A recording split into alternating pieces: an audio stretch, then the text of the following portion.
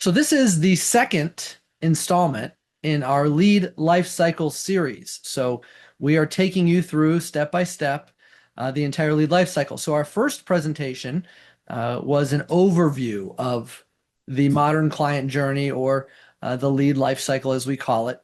And you can see that framework here. So last time we went a little bit into each of these 5 areas.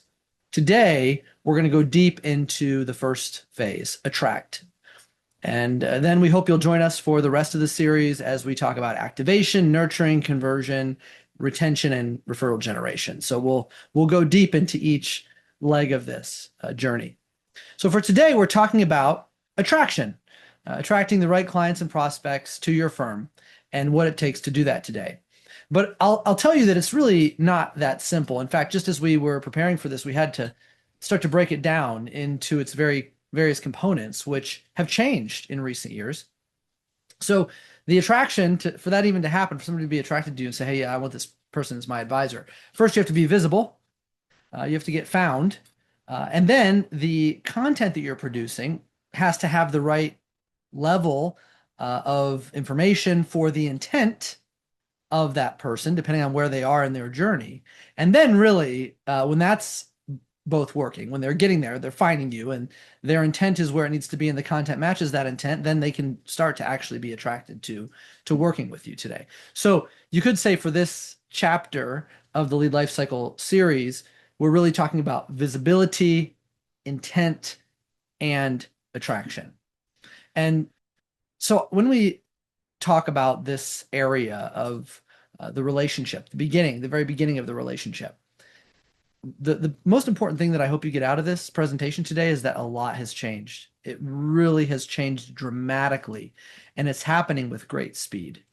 Just in the matter of a year or two, the entire way that you have to go about getting leads and new prospects on your own has changed. And we know that because we manage marketing for over 4,000 firms. And we do this for some of the biggest firms in the nation, the largest RIAs, top 10 biggest RIAs, all the way down to solo advisors. We've got banks, insurance companies, IMOs, TAMPs, broker dealers. I mean, we really span the gamut of financial services. And when we finish this presentation, I hope you will think differently about what it takes to get discovered and to attract the right people to you. And I know you've probably heard this a lot. People are talking about this big shift because of technology and AI, and we will touch on that today. But it's not the first time this has happened. I mean, technology comes out all the time that completely changes consumer behavior fundamentally. You've experienced this, and I know you have, because I have. If anybody that's been around for the last 20 years has experienced this, because there was a time where you'd get in your car with your map or your MapQuest, maybe you remember MapQuest, and you would have your step-by-step driving directions or your map, and you would sit down and you'd have to stop along your route and say, okay, where are we? What did we just pass? Oh, we passed Route 17. That means our turn is coming up next. How many miles is it? Maybe you're looking at the bottom corner of the map to figure out the scale. Uh, Most young people today don't even know how to read a map. But look what GPS did. It completely changed the way we find things. Now it's just drop the address in and go. We don't even think about it. You couldn't probably get us to tell you how we got somewhere once we've arrived there. It's just the GPS got us there. That's just how it works today. And so this is just an example of technology changing how we find things. And AI has done exactly the same thing. And so today's session is going to take you through visibility, intent, attract, and we're going to talk about exactly how it's changed, why it's changed, and what you can do about it. So as a baseline, this is what AI has done with getting found. It has shifted more searches from searching a topic and getting to a website or the top 2 or 3 websites that are optimized for SEO to a click through of that website to something completely different. Where now 58% of Google searches, the majority, end without any click whatsoever. That's pretty staggering. That's a real change. I mean, when I was starting this business back in 2016, I'd talk to advisors about how to get found in a Google search. And now we can't talk about just that. I mean, that still matters. But most of the searches don't end there. And when you break it down by segment and you look at AI optimization and AI visibility in the financial industry alone, what you see here in this sector, the percentage of queries that trigger an AI generated result is at about 26%. So if you've seen your website traffic drop, this is probably why. And most businesses are. It's not uncommon. We're seeing that.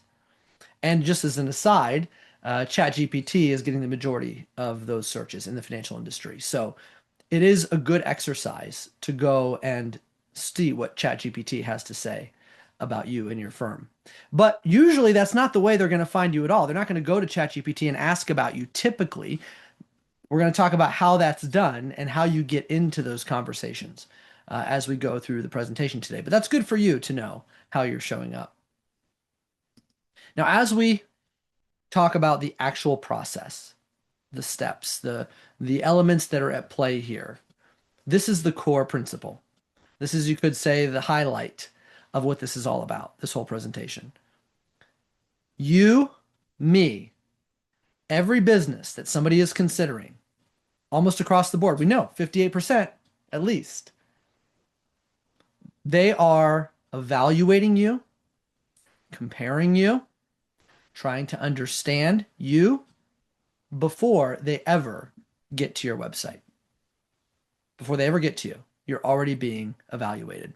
So that means getting to your website, whether that happens, is influenced by that preliminary evaluation. Let's dig into this a little more because you want to get found. All right, so let's talk about what this means. First, let's talk about how it used to be. Just so we can have a clear distinction, we can see what it was versus what it is, what it's becoming, where it's going.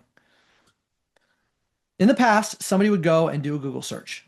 And based on that Google search, what they typed in that they were searching for, it would analyze websites with relevant answers, and then it would surface the website, most likely, or the page of the website, most likely to give you an answer for your search. And then people would click and they would go to your website.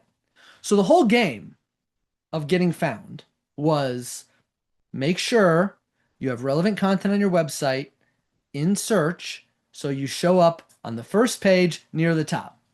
And the better you were at showing up on the first page near the top, the better the results you would get, the more people that you would get to your website. And so now that's how you win the game.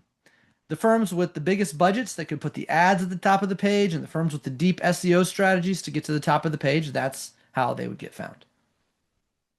But comparatively, this is what it looks like today. So there's the old model at the top, right? Be found, get traffic, convert, right?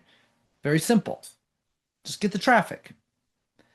But today, it's different because the visibility for the AI to find you, and then the intent of the person searching based on what they put in to the AI will determine whether you show up. So there's two factors now, the visibility and the intent. And we're going to break those down in more detail. But the whole workflow changes. See, now there's these two steps preliminary to getting found, where in the past it was just first page, get found. Now you have to be understood. That's what AI does. It analyzes, it understands the intent of the user, the content, matches those so it can make a recommendation because it's a deeper recommendation. For example, if you're searching for a lawnmower and you're searching for different types of lawnmowers, AI is going to ask you things about your yard and how hilly it is and whether all these different things that you might want to consider about features that are important to you. And it's going to ask you about budget, and all this will influence the intent that it understands about you and then the results that it shows you for which lawnmowers would be suited to you, just as a simple example. So it's the same today. First, you have to have content that will get you understood and recommended so that you can be found. So there's this whole preliminary component of research that is much more complex. So even for example, in our business, we were impacted by this significantly. In fact, we've seen our website draft traffic overall drop significantly from traditional search engines as it has risen from AI. So we're now tracking both simultaneously, just like we do for our clients. And so we can see exactly where the traffic's coming from, and that's changing. So in the past, people would type in like marketing automation for financial advisors, and if we were on the first page, we were winning. But now it's not. It's different. It's like, hey, what's the best platform? What's the best platform for this? What's the best platform for that? Now we got to make sure we're showing up in all those queries. Hey, I want to go do this type of marketing.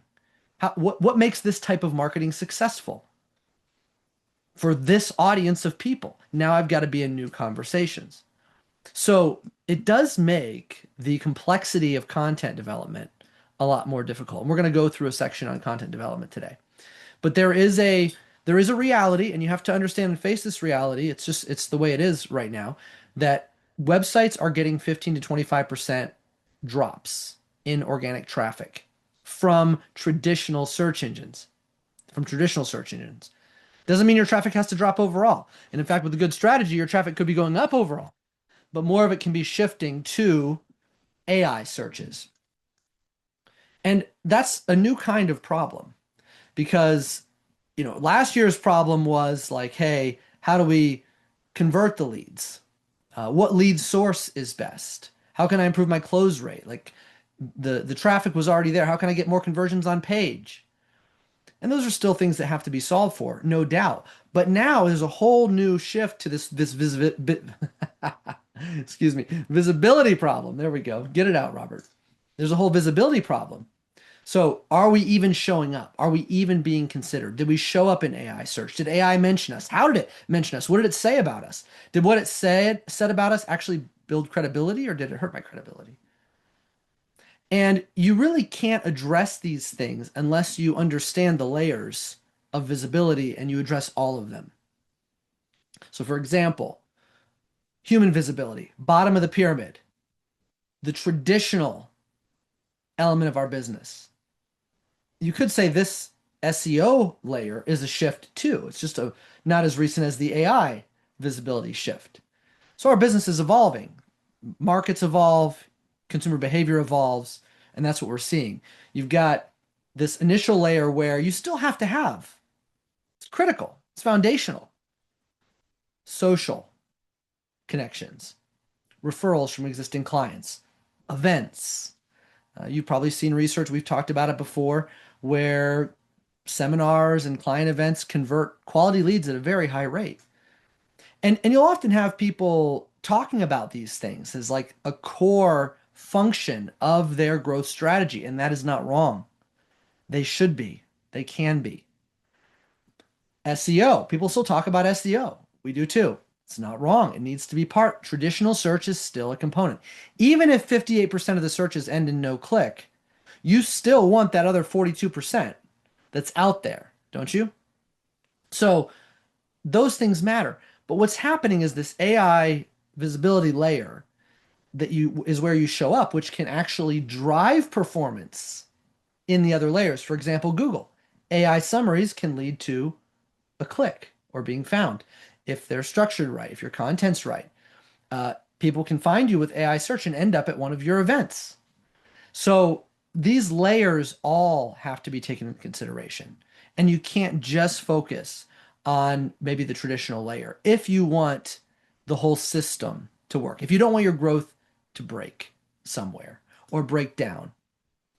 So you're going to see, and we're going to talk about a few different angles here as we go through this more. We're going to talk about AI and content and how it works together.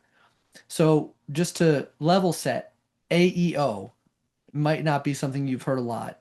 AEO is basically AI engine optimization, like search engine optimization, SEO. So AEO is the abbreviation here. What we're talking about is structuring your content so that AI can do three things. Because these are the three things that you really have to have working with your content for AI, or for you to get the most benefit from AI. So number one, AI has to be able to find it. And AI discovering your content means it has to be formatted a certain way.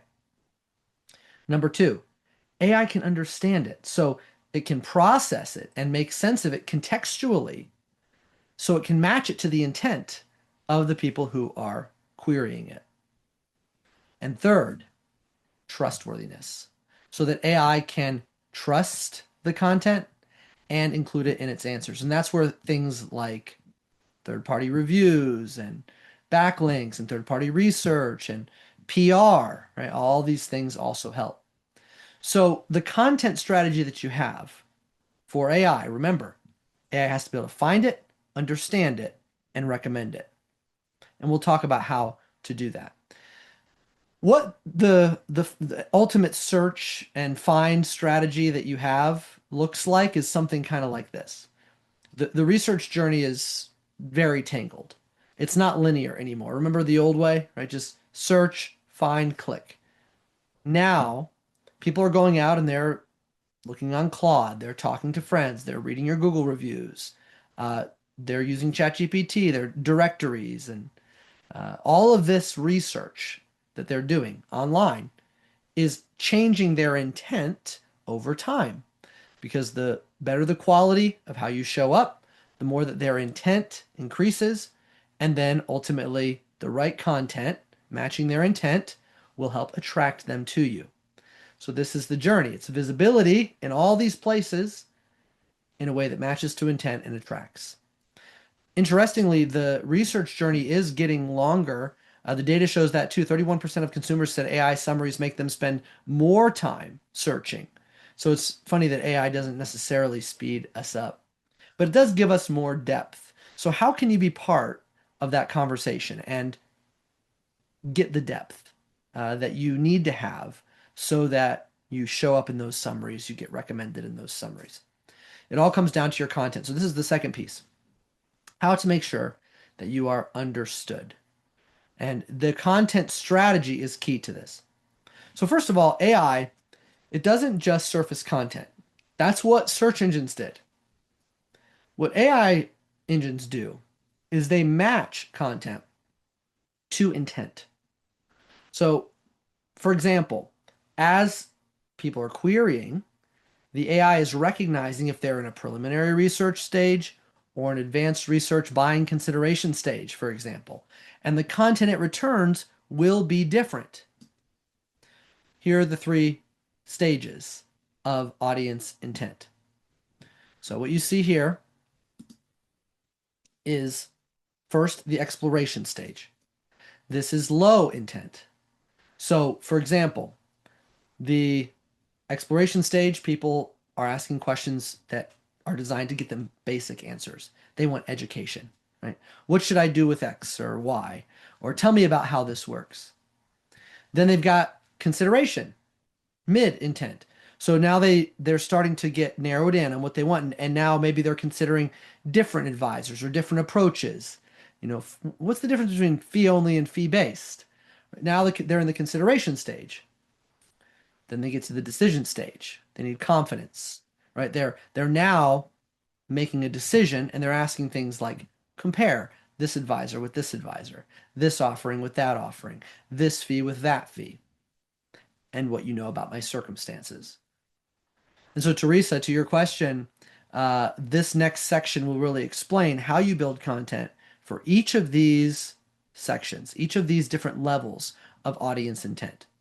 Because you have to have content now tailored to each of these levels. This is what we're talking about, AI discoverability. AI knows if they're just exploring, considering, or ready to make a decision. And if your content is all aimed at just one of those things, you'll only show up in one of those conversations. So you need content that matches low intent. In other words, educational content that guides people and gives them insight. Second, mid intent, right? Your unique positioning or point of view that's around your niche that gives you more authority and is for people who are zoning in on a decision. And then high intent. Now it's like, okay, I'm trying to decide, is this the advisor I'm going to go with? This is where you need testimonials and proof and next steps. So all of this has to be matched. So let's talk about that. Let's talk about each of these types of content, how you tailor it to AI so you can be found and recommended. Let's take the first one, low intent content. Remember, at this stage, people are not ready to make a decision yet. They're just searching, they're learning, they're educating themselves. But you want to be part of that conversation, don't you? Early. Wouldn't you like to be in early, start to build brand recognition, name recognition, while they're exploring and learning so they can start to view you as a resource for knowledge, not just the AI? So in this stage, people are asking questions like, how much do I need to retire comfortably? What should I be doing with my 401k? Should I roll it over? Should I open a Roth IRA? How does financial planning work? What are my options for retirement? I'm 45 and I have this much saved. When can I retire? These are things people are thinking about. It's low intent. So in order to show up in those searches, you have to have content that matches this level of intent. This is where things like educational blog posts, articles, explainer videos, guides, checklists, simple tools, how-to content, foundational topics. All of this matches someone doing research early in the stage. So what does this mean for you? Well, you have to create content that matches these stages. So for example, blog posts on common financial questions. This could be evergreen content. Beginner guides, retirement planning 101, retirement income guide, educational videos and infographics, tools, retirement calculators, templates, lead magnets like ebooks and checklists. All of this is really for low intent, early stage exploration. And so this is part of your content strategy. This is all for low intent. But remember, that's not the only stage. Now people are evaluating their options. They go to mid intent. So now they're asking new types of questions. Now they're asking, who's the best financial advisor for a tech executive? Do I need a fiduciary advisor? How are advisor fees structured? How do robo-advisors compare to human advisors, right? Their intent is higher. Now they're really trying to make a choice for which path they're going to go down. And so in this scenario, we need different content. We need niche-focused content for different audiences that are higher intent. Comparisons, framework articles, case studies, like real client stories, thought leadership and perspective on how different markets are served, webinars, Q&A content. Because if the AI recognizes this person is ready for that content, that's the content they're going to show them. And so for you, that means your content strategy needs to include these things. Right? Niche content that speaks to specific segments of the market, case studies, points of view, all of these things. So you've got a content strategy for the mid intent search. And then third, you've got high intent, right? Now, these are the ones you really want, right? But you can't get to them or you're not showing up early enough if you don't have the low and the mid intent. So now high intent, though, this is great, right? They're asking more specific questions. Can you help me? Can we do this? Does so-and-so specialize in this? And this is where your content has to match that. So now you're getting deeper. You have service pages and offerings, testimonials and reviews on your site, detailed case studies, consultation info, next steps. Here's our process. Here's our breakdown of our process. And so as you are building your website and other marketing content, you need all these things, right? You start creating a service page for clients who need exit planning, equity comp, you name it, different types of service pages, deep case studies with customer outcomes, all these things built in and discoverable by AI search. So it's a lot.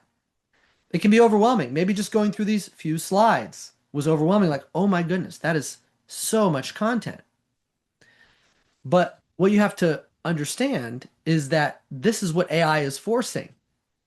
It's not something that we, woke up one morning and wanted to do. But AI doesn't rank just by reach. It doesn't rank just by a few keywords stuffed into your website. So when somebody asks, like, I'm looking for the best advisor for a tech executive approaching retirement, AI is going to look for content that shows that you are the best advisor for that you have the breadth and the depth, that you can help this individual based on where their intent level is. So it's not about the biggest ad budget. It's not about the most content.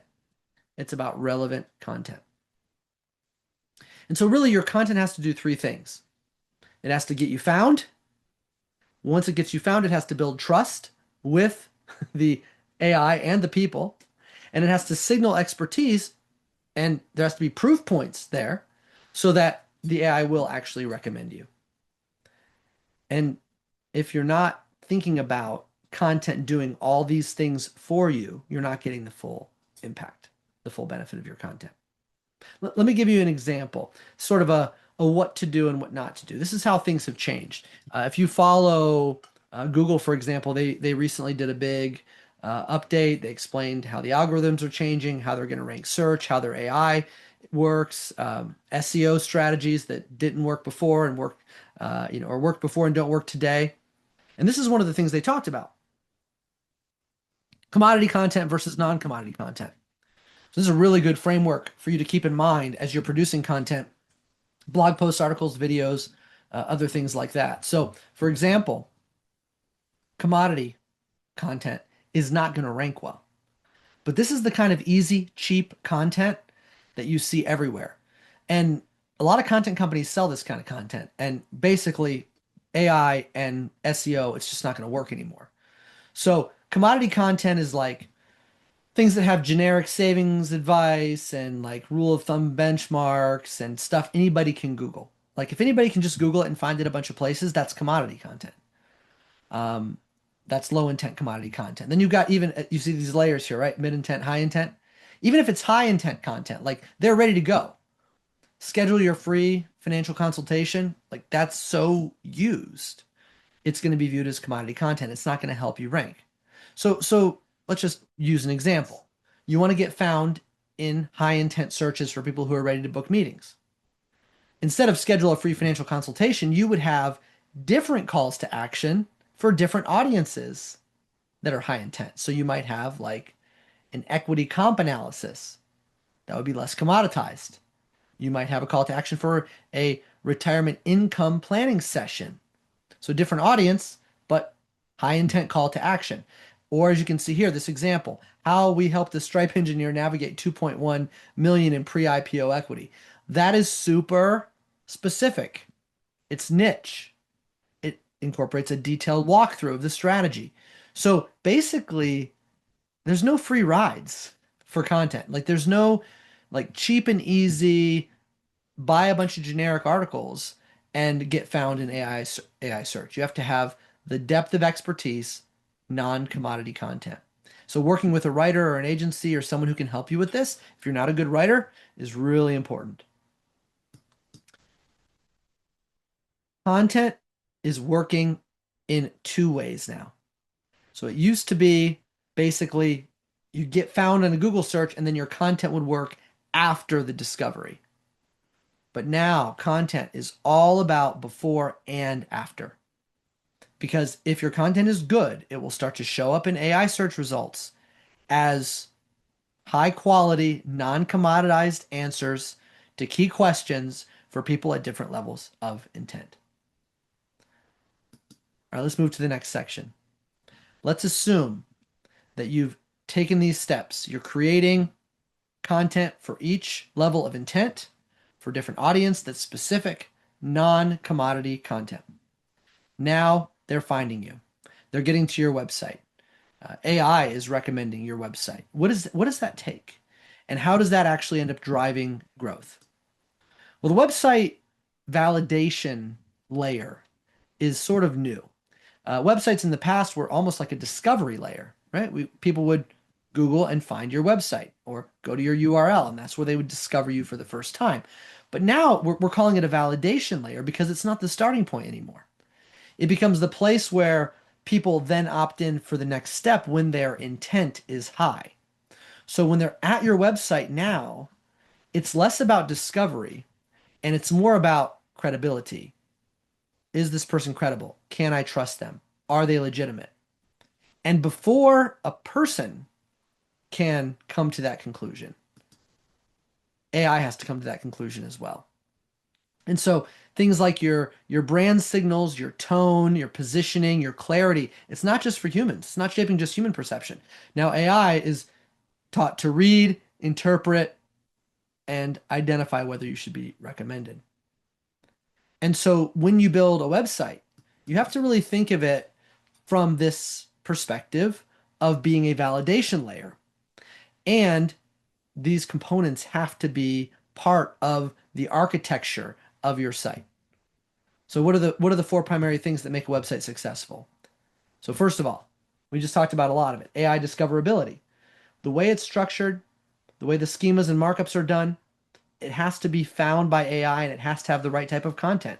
Like we just talked about, all those different levels of intent, different types of content, non-commodity content. So I'll give you an example from our own past. And I hope this isn't the case for you today. Some of our clients bought websites from us, 5 years ago and have never updated them. So there might be a snappy cracking website out there that's like this, but it is what it is. So hopefully, if I'm talking to you and you say yes, that's me, well, let us update your website, please. But our websites were not built to be AI discoverable. They were built for search engine discovery. And so we had just all these articles that were just basically canned commodity articles that advisors could just put on their websites. But those won't get you found in search. So now what we do is we partner all of our clients with an agency who can write custom content, non-commodity content focused on their niches and audiences for their websites, because that's what it takes to be AI discoverable. And the way that the site is structured also matters, so it can read those things. Like you've probably seen some websites now with, like at the bottom, if you go down to the bottom of a page of a lot of websites, they'll have a section where there's like FAQs.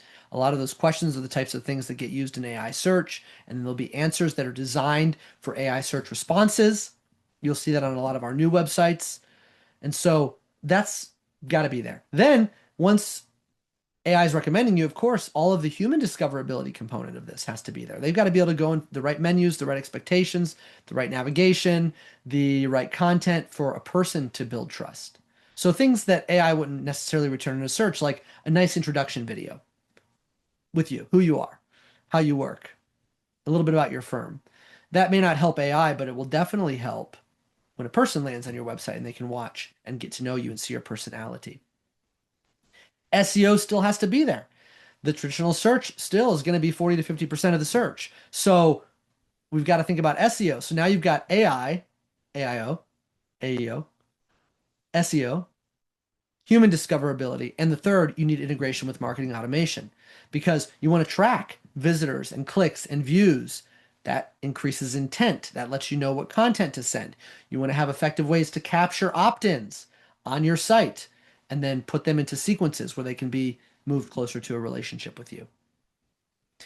As we've been doing this over the last year or two for our customers, we have seen a significant change. And I'm gonna bring a lot of this that we've been talking about home with a couple pieces of data, which are a preview of our upcoming State of Digital Marketing study that we do almost every year when we have new data that's fresh perspective to share. And the results of all these shifts is really becoming evident.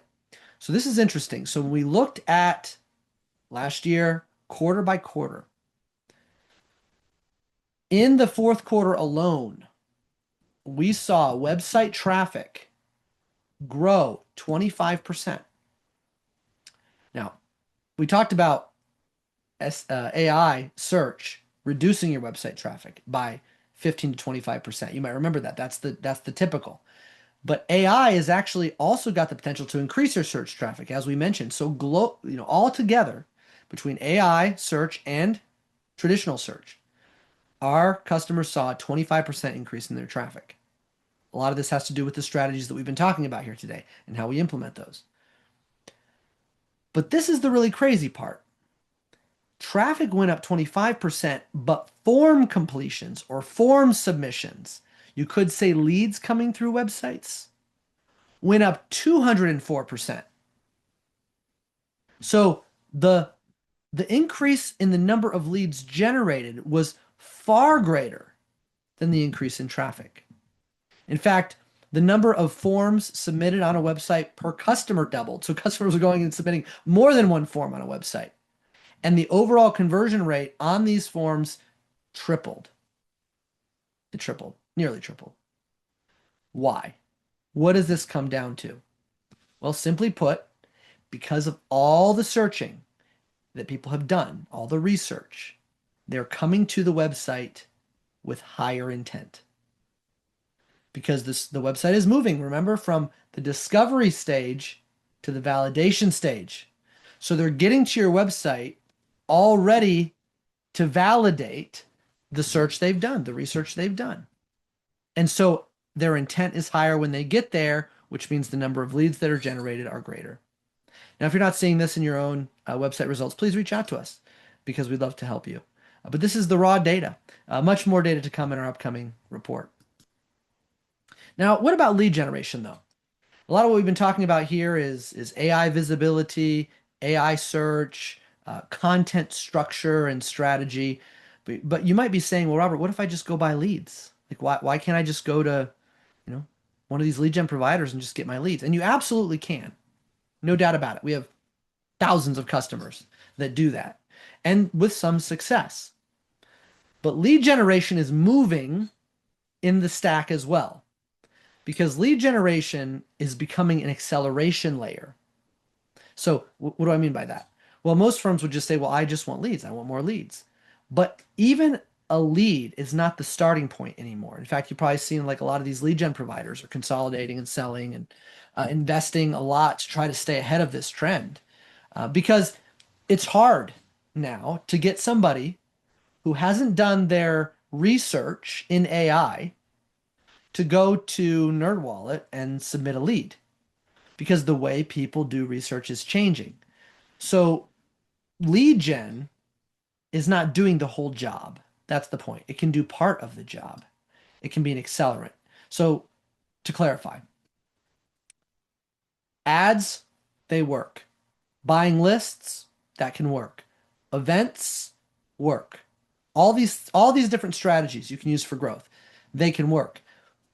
But they still have to be part of a strategy that includes the clear positioning, the strong content, and the intent alignment that we've been discussing.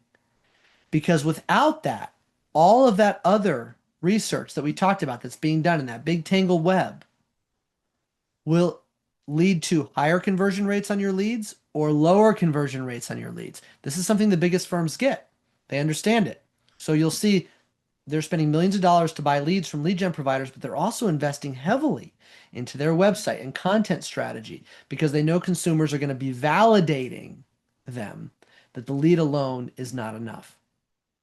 So you can go out and you can connect with any of these lead gen providers. And with Snappy Kraken, we will ingest any of these leads into our system, automatically enrich them, and put them into conversion sequences for you that send emails and text messages and all of that. We can do all that for you. And we have customers using all of these lead gen sources. We also have customers who are going out to list providers. Maybe you've heard of some of these list providers, right? Like Catchlight and Wealthfeed and Finny, and there's a bunch of them where you can go and search for prospects and build lists and begin to market to them. But again, that is not enough by itself. Here's what the whole thing has to look like. So this is the whole growth stack. So we talked about this series of things that are part of the lead life cycle, right? You've got the attraction, the activation. So we went through this in the initial presentation, the first one, but in case you weren't there, just briefly, all customers, all clients, they go through this cycle. At some point, they're just getting exposed to you, and eventually you're retaining them and they're referring to you. And across this spectrum, you've got content and automation and data that's moving people through, being used to move people through this sequence. So the traffic that you get, the lead capture, the data enrichment, you can see it from left to right, automated nurturing, booking appointments, and then engagement, all across this spectrum. So the outside lead sources you can see are right here. So basically, when we say leads, buying leads or lists is an accelerant, it's not the end. This is what we mean. Because even if you get those leads, they still have to be activated, nurtured, converted, retained, It's a component. And when they're in this attraction phase, they're still evaluating you and doing other research. So all of this working together will drive up your conversion rate and your success rate with those leads or drive it down, which is why you also have to have a business intelligence layer. You have to have clarity on where people are in this pipeline, how they're moving through it, where they're getting stuck, where the leaks are. That requires everything being integrated. Otherwise, you might be buying leads and you don't know if they're dying back here or dying up here. So you need to be able to see that. And then all of that data needs to be stored somewhere. That's where your CRM or data lake comes in, where everything is being aggregated so that things like their intent can be monitored. If somebody's opening and clicking everything and downloading everything that you send them, their intent is very high. But if they never open your emails, it can be low. So the system should be able to measure all of that and score it and then make sure they're in the right segment, getting the right content for the right stage of the relationship. And then you've got an intelligence layer. You've got your LLMs. You might have a corporate Claude license that's integrated. And how does that work together? All of these things are part of the modern growth stack. And I know it's not simple, but when you untangle it, it can be. It doesn't have to be complicated because if you build the content the right way, like we talked about, and then you put it into this framework, now it becomes something you can really measure and manage because this is all you have to do really. If I'm oversimplifying a little bit, all the automation we've talked about, all the content strategy, all of that is designed to be behind the scenes. What it should be for you as the advisor, it should be simple. You should be able to say, okay, I have content for every stage. For the attraction phase, I've got my lead generation going. I've got my social media. I've got my AEO, my SEO, all designed to attract. Then once they're attracted, now I've got my activation content. I've got my newsletters, my timely emails, my video messages, my holiday messages, my financial updates. For prospects, if depending on what life cycle they're in, I have different prospect engagement series set up. So this stage is covered. Right? Once they become a client, I've got my client onboarding campaigns. I've got my referral generation campaigns. This phase is covered. So if you have a framework like this, you understand the lead lifecycle, attract, activate, nurture, convert, retain, and you understand the principles of the content that belongs in each stage. You just layer the right content into the right stage and you make sure that it's all covered. And when that is the case, you create a system that you can manage and measure that drives growth. So let's summarize. What have we talked about today? AI is impacting the life cycle, especially in the early stages. Now content has to work before and after you're found, and it has to be for both audiences, the AI and the human. AI is shaping decisions before traffic even gets to your website and whether or not leads are captured. And great performance depends not on one isolated thing, but on the whole system working together with AI as the amplifier. So AI is not everything. It is not a replacement, but it is an amplifier. And if you want to strengthen the whole system, layer in AI. I hope this has been helpful for you as you think about how to be visible and attract the right clients and prospects. This is only part 2 of a 5-part series. Next time, if you join us, there's a QR code here, May 28th. We will go into how to actually activate and nurture the leads that are finding you. So you get found in those searches. How do you turn them into real leads that you can actually convert into clients? So what does that take to activate them and then nurture them to the point where you can convert them? And then converting them will be part 4. And then the entire system, how you build it, basically how you build this whole system, connect it together, that will be part 5. So I hope you'll join us for the next part.